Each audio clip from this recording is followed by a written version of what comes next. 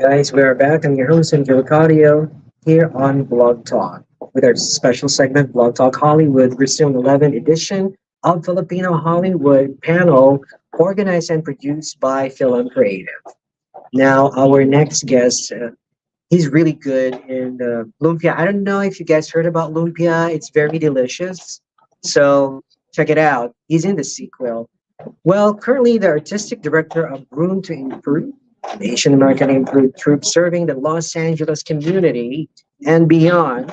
You can hear him in the several popular video games and animation projects, including the recent Tomb Raider video game trilogy, Tekken Bloodline, Lukism, Vinland Saga, Starfield, Rise of the Ronin, Trece, the upcoming animated Netflix series Tomb Raider, The Legend of Lara Croft. In his free time, Earl yells at plastic, how do you say that? Polyhedrals. Polyhedrons and panic while doing finger DDR. Subdue that. Wow, this is really weird. Manage throughout the galaxy. And spread. Please welcome to our show.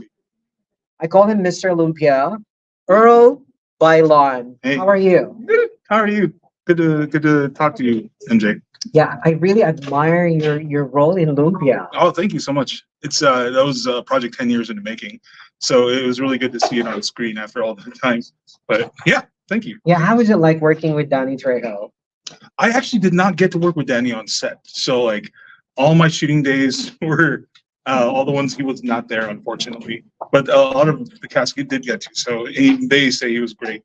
You know.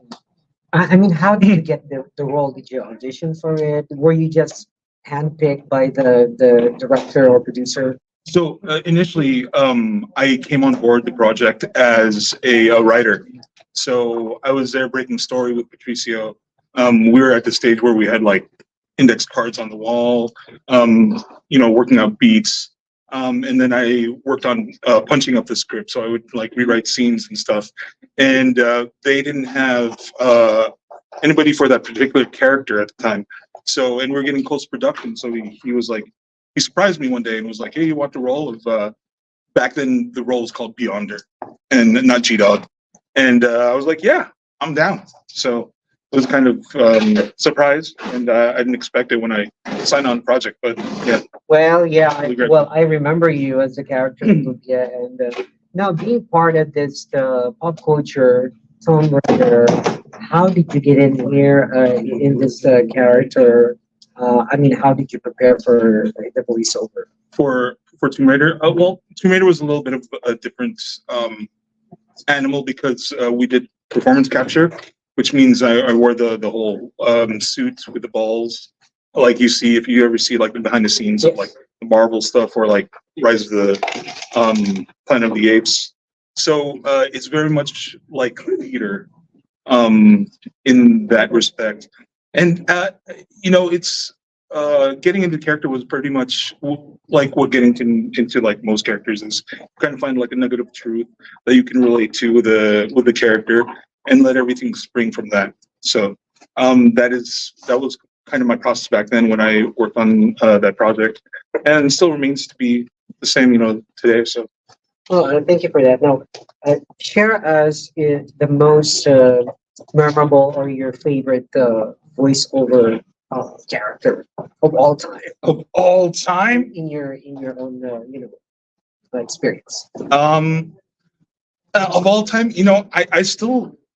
If we're going back to Tomb Raider, it's going to be Tomb Raider because like I worked on that project I'm still working on that project. It's I first worked on my first game in 2011 and it's 2014. I've been working on it for 13 years. Wow. So that really is that's across several like different titles, but that is always going to stick out. But yeah. Absolutely. And my question is about Lumpia. Mm-hmm. And how is it like to be part of the San Diego Comic Con? I know it's really a historical moment for Lumpia, for Filipino movies in the mainstream. Right.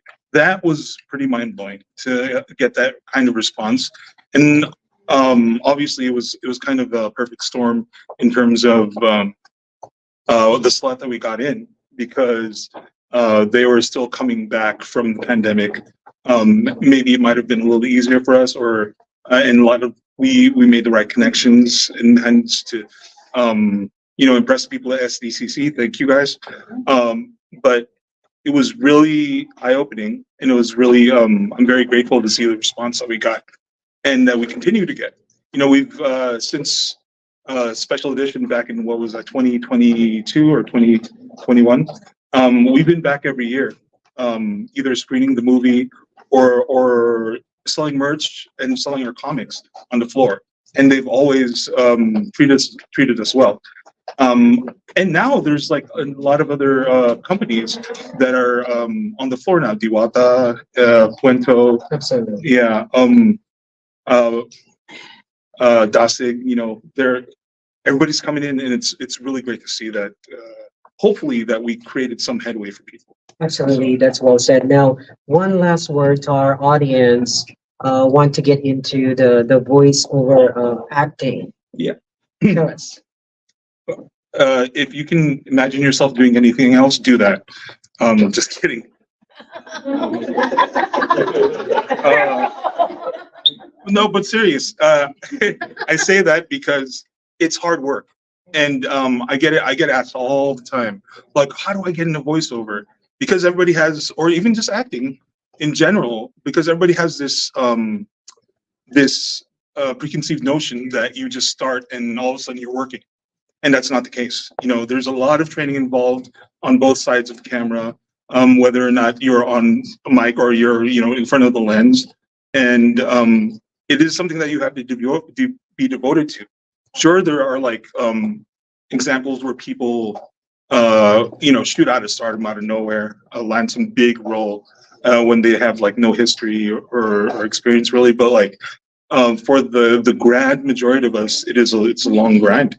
And I think it's to really kind of do your research and know how to prepare for like what is coming, what do you have to be prepared for.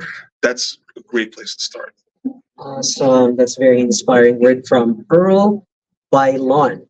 Thank you so much for being in the 11th edition of the Filipino Hollywood panel, produced and organized by Film Creative. Mhm. And of course, shout out to our executive director, Ariana Basco.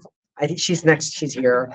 And to all our peeps in Film Creative, shout out to all of you guys, to Robin, to Drea, Chef Angel, who else? Malu, Randall, everyone.